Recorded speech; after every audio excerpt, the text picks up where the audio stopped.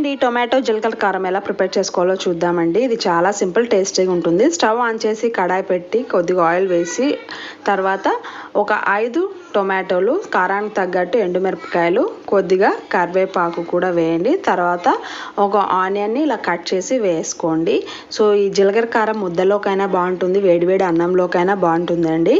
So మీకు కూడా ముద్ద చేసుకున్నప్పుడు పప్పు చేసుకొని ఇలా కారం చేసుకొని తింటే చాలా టేస్టీగా ఉంటుంది. సో ఇప్పుడు కొద్దిగా జీలకర్ర కూడా వేసాం. జీలకర్ర కొద్దిగా క్వాంటిటీ ఎక్కువ వేసి బాగా వేయించండి. వేయించి స్టవ్ ఆఫ్ చేసి చల్లారనివ్వండి. తర్వాత ఇలా ఆనియన్ని పక్కన తీసిపెట్టి మిగతావన్నీ ఇట్లా మిక్సీలో పట్టుకోండి. తర్వాత ఈ ఆనియన్ని పైన వేసి మిక్స్ చేసుకుంటే మన టేస్టీ అయిన టొమాటో జీలకర్ర కారం రెడీ అనమాట. ముద్దలోకి మాత్రం సూపర్ టేస్ట్ ఉంటుందండి. ఇది రైస్లోకైనా బాగుంటుంది. మీరు ట్రై చేయండి. ఇది చాలా సింపుల్. సో మీకు నా వీడియోస్ నచ్చినట్టయితే please like, share and subscribe to my channel Ragadeepti allrounder. Thank you for watching this video.